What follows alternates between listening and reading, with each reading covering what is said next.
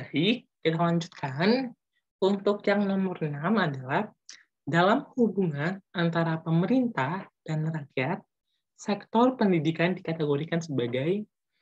Nah, jadi ini mungkin materi terkait UTS gitu ya, terkait pure public good, private good, impure public good, sama natural good. Nah, jadi kalau berbicara tentang hal ini gitu ya, sektor pendidikan itu masuk kategori yang mana gitu ya. Nah, jadi kita balik lagi nih ke bagan yang bisa kita jelaskan. Nah, jadi ini dikatakan bahwa untuk siswa SMK atau SMK, apakah pendidikan dasar bagi warga negara merupakan barang publik? Nah, dia di sini dikatakan bahwa dia non-rivalry dan excluded. Sedangkan, apakah pendidikan perguruan tinggi bagi warga negara merupakan barang publik? Dia juga non-rivalry dan excluded. Bayar nilai. Gitu ya. Nah, jadi ketika apa sih maksud dia yang non-rivalry dan excluded itu gitu ya. Kalau dia non-rivalry itu adalah konsumsi oleh seseorang secara umum tidak mengurangi kepuasan atau kenikmatan bagi orang lain untuk mengkonsumsi barang tersebut, atau dapat dikonsumsi secara bersama-sama dengan tingkat kepuasan atau kenikmatan yang relatif sama. Jika keluar biaya oleh penyediaan barang, maka marginal cost-nya adalah 0. Seperti itu. Sedangkan untuk yang non-excluded, gitu ya, adalah tidak adanya pembatasan atau pelarangan atau pencegahan untuk menggunakan barang tersebut. Nah, pembatasan atau pelarangan ini bisa dengan syarat tertentu, antara lain dengan adanya biaya yang perlu dikeluarkan oleh seseorang untuk memperoleh barang tersebut. Nah, jadi kan kalau biasanya kita lihat bahwa kalau yang barang publik yang pure gitu ya, dia adalah yang non-rivalry dan non-excluded. Nah, tapi baik sektor pendidikan yang di SMA, SMK, dan perguruan tinggi dia adalah yang non-rivalry dan excluded. Jadi dia masih masuk kategori yang pertamanya aja, yaitu yang non-rivalry. Yang excluded-nya nggak masuk. Karena apa? Karena mungkin kita adanya, kan kalau yang non excluded berarti tidak ada pembatasan. Kalau excluded berarti ada pembatasan. Tuh. Makanya dia tidak masuk gitu ya. Contoh nih, ya mungkin kita zonasi. Zonasi kan membatasi kita untuk masuk ke sekolah yang tertentu gitu ya. Nilai UN gitu. Dengan nilai UN sekian, saya bisa nggak sih masuk sana, ataupun ya kayaknya nggak bisa, ataupun tidak boleh. Artinya tidak boleh karena kecil atau bagaimana. Baru kalau yang perguruan tinggi, kita bayar. Ya, nggak semua orang bisa bayar mungkin ya. Makanya kadang ada terkendala biaya gitu-gitu.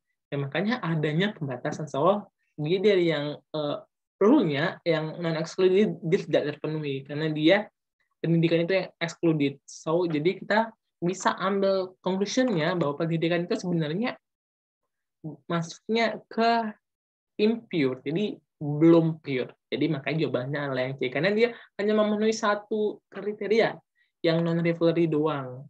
Yang non-excluded-nya tidak terpenuhi, makanya jawabnya adalah yang impure. Mungkin seperti itu, teman-teman. Oke, selanjutnya adalah yang menjadi penyebab berpindahnya suatu keluarga. Berpindah suatu keluarga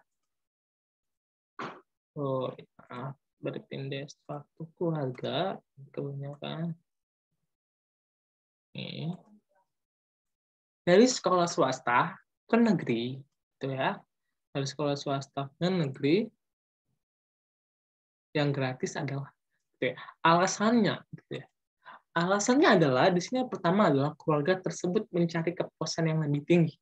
Nah, kalau secara realita kan ya teman-teman, kepuasan kita gitu, artinya biasanya kan sekolah swasta ini gitu ya lebih menyediakan pendidikan yang lebih kompeten, lebih bagus gitu ya, karena namanya sektor swasta mungkin dia di samping menjalankan pendidikannya juga akan mengambil profit. Jadi dia mencari keuntungan juga seperti itu ya.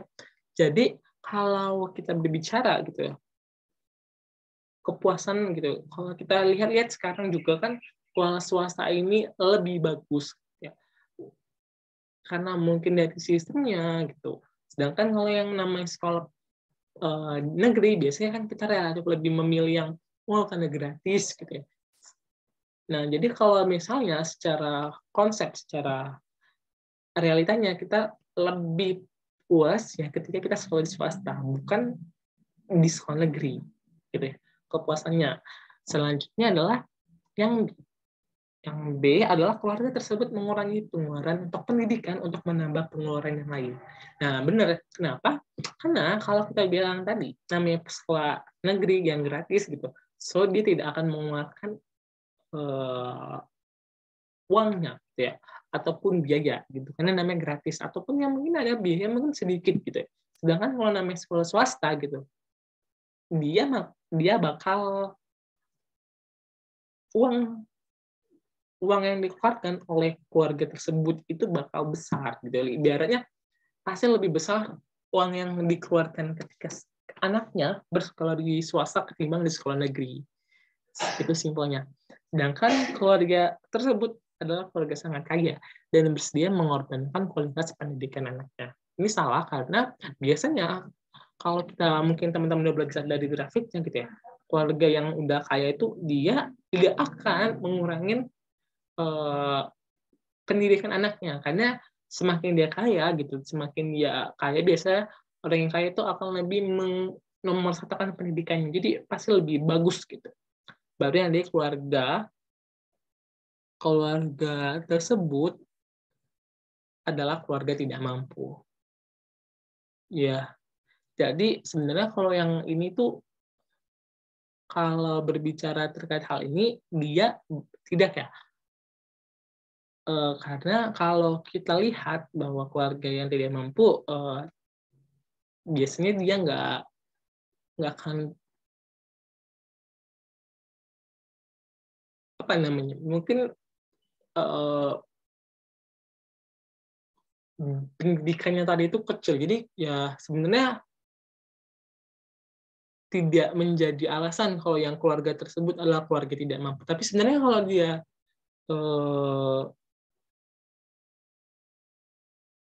secara konsepnya sebenarnya bisa saja gitu. Kenapa? Karena kan kalau biasanya ya keluarga yang tidak mampu ya kalau disuruh milih gitu ya, lebih baik kita di sekolah yang gratis ketimbang sekolah swasta. Gitu ibaratnya mungkin dia kalau ada nih ya mungkin ibaratnya dia prioritas kependidikannya itu hanya cuma berapa persen, misalnya ada gajinya 3 juta, dia mungkin prefer ke sekolah swasta atau pendidikan itu cuma 500.000 seperti itu. Jadi ketika dia ada sekolah negeri gitu ya dia bakal atau berpindah ke sekolah negeri yang gratis tadi. Jadi sebenarnya tapi kita kan ke konteks yang tidak mampu ini kita nggak tahu berapa. Nah jadi kalau secara ini gitu ya, alasan yang lebih sesuai teori, sesuai dengan grafiknya gitu, itu karena dia mengorbankan gitu ya, mengorbankan sesuatu untuk mendapatkan sesuatu. Jadi kalau penyediaan pendidikan di sini, penyediaan pendidikan terutama pendidikan dasar didominasi oleh pendidikan publik atau sekolah negeri yang diberikan secara gratis. Nah, hal ini diakibatkan oleh sistem pendidikan yang crowding out dari penyediaan pendidikan oleh swasta. Jadi, dengan adanya free public school ataupun sekolah gratis, gitu ya, orang tua dapat menurunkan biaya pendidikan untuk anaknya dengan kompensasi tambahan porsi anggaran yang belanja lain yang lebih besar. Jadi, ketika dia dikompensasi ke belanja lain yang seharusnya biasanya dia belanja, misalnya kayak contoh belanja bulanan hanya 500.000, karena ada sekolah gratis, mungkin belanja bulannya bisa jadi 1 juta. Seperti itu. Selanjutnya adalah nomor 8. Pendidikan akan meningkatkan kualitas kehidupan warga negara. Nah, jadi meningkatkan peran warga dalam kehidupan berdemokrasi dan juga menurunkan tingkat kejahatan.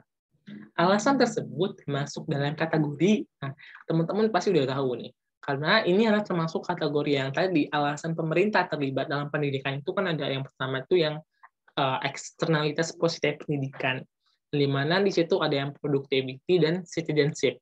Nah, kalau yang produktif pasti untuk meningkatkan produktivitas. Nah, sedangkan kalau yang citizenship adalah dia di soal nomor pertama, yaitu pendidikan menjadikan warga negara atau menjadikan warga lebih pintar dan menjadi pemilih aktif, sehingga meningkatkan kualitas proses demokrasi. Nah, jadi kalau kita tarik kemari gitu ya, karena di sini ada berkata demokrasi, ya so kita pasti bakal tahu arahnya kemana gitu ya. Jelas jawabannya adalah yang citizenship. Karena ketika citizenship itu adalah pendidikan itu akan meningkatkan kecerdasan masyarakat sehingga tidak sembarang dalam memilih pemimpin. Jadi ya kita lebih terbuka ataupun lebih paham gimana kondisi ataupun kriteria dari pasangan yang akan kita pilih. Oh, ternyata pasangan ini seperti ini, pasangan ini seperti ini. Jadi mana sih yang lebih cocok gitu? Oh, ternyata yang lebih cocok kepada pemerintah yang ini tuh yang ini gitu. Jadi masyarakat menjadi lebih apa yang namanya? Lebih sensitif ataupun lebih pemilih gitu ya. Jadi karena dia paham, dia tahu. Jadi ketika orang tahu, mereka paham, pasti mereka lebih selektif dalam melakukan suatu hal, gitu ya. Oke. Selanjutnya adalah nomor 9. Berikut ini adalah alasan-alasan pemerintah terlibat dalam pendidikan, kecuali, oke, jelas. Nah, tadi ini mungkin udah dibahas juga, oke, karena ini akan mengambil dari beberapa soal-soal tahun lalu, jadi mungkin mirip-mirip, artinya ada beberapa nomor yang relatif sama. Nah, ini mungkin kita bisa cek opsi gitu ya, cek opsi. Jadi di sini ada pilihan A, B, C, dan D. Nah, yang ini, yang A adalah meningkatkan produktivitas masyarakat. Nah, ini kan productivity-nya. Jadi kalau produktivitas tadi itu kan masuknya dia ke yang eksternalitas positif pendidikan. Gitu ya, teman-teman. Sedangkan yang menumbuhkan rasa kewarganegaraan atau citizenship juga sama, yaitu termasuk eksternalitas gitu. Jadi ini sama. Sedangkan yang C itu menekat nilai hasil ujian nasional. Itu nggak ada termasuk ya, nggak ada termasuk alasan pemerintah. Yang dia adalah mengatasi masalah kegagalan pasar pinjaman kredit pendidikan. Nah, ini benar. Nah, kalau mengatasi masalah kegagalan pasar pinjaman, nah, adalah itu salah satu alasannya. Itu educational credit market failure. Nah, nomor satu kenapa salah? Karena dia itu fasilitas, bukan pinjaman. Itu yang menjadi salahnya, teman-teman. Sedangkan untuk yang nomor 10 adalah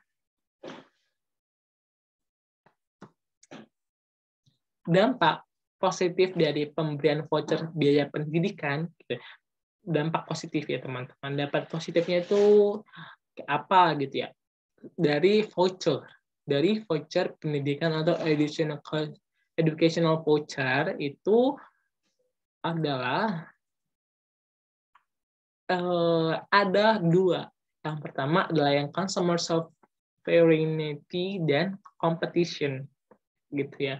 Kenapa? Karena dengan adanya educational voucher, yang pertama adalah terkait consumer sovereignty adalah memungkinkan individu ataupun mungkin ya mahasiswa yang untuk lebih memilih sesuai dengan passion-nya, sesuai dengan seleranya. Jadi kalau kita namanya kita diberikan namanya kan educational voucher ya voucher pendidikan. Jadi kita diberikan voucher gitu, kita bisa bebas memilih, oh saya maunya begini, saya maunya begitu. Jadi kita lebih sesuai dengan passion. Kadang mungkin ada beberapa orang yang kalau mengikuti kayak kita yang sekolah di yang negeri biasanya gitu, yang kayak SMA itu kan lebih best yang umum gitu. Kadang kan ada orang yang nggak suka gitu. Mungkin ya lebih suka seperti yang konsepnya ke seni ataupun olahraga gitu kan, lebih prefer pasti lebih milih yang tujuannya ke sana, bukan yang seperti di sekolah negeri gitu ya. Selanjutnya nih competition. Jadi dengan adanya voucher tadi gitu ya, akan memungkinkan pasar pendidikan itu ada tekanan akan menerima manfaat dan tekanan. Jadi untuk lebih mengembangkan pendidikan. Jadi kadang kan kalau kita negeri mungkin kayak kita pasti nanti bakal banyak kan daftar ke sini kan kita gratis. Tapi ketika dibikin voucher gitu kan, kita yang sebagai mahasiswa ataupun kita yang akan sekolah pasti lebih memilih nanti saya bakal mau kemana, saya bakal ke sini, saya mau ke sekolah di sini. Jadi sekolah-sekolah itu pun bakal lebih lebih harus lebih siap, harus lebih memperbaiki lagi kualitas sekolahnya seperti apa. Gitu. Makanya ada namanya kompetitif. Sehingga jawaban nomor 10 ini adalah yang B, yaitu memberikan keleluasaan dalam memilih sekolah negeri atau swasta. Itu dampak positifnya. Kalau yang A ini adalah dampak negatif ya. Oke. Nomor 11 adalah pengaruh pendidikan terhadap model screening adalah, jadi model screening itu apa? Jadi mungkin teman-teman udah baca. Kalau model screening itu intinya adalah hubungan yang menginterpretasikan antara pendidikan dengan produktivitas. Jadi di situ adalah produktivitas. Jadi konteks hubungannya itu adalah ini. Kalau pendidikan itu tuh tidak meningkatkan produktivitas. Jadi dia hanya menyaring gitu ya. Ya, yang pintar yang memang pintar, yang nggak bisa ya nggak bisa. Itu aja konsepnya. Jadi ada dua, educational as human capital accumulation dan educational as screening difference. Jadi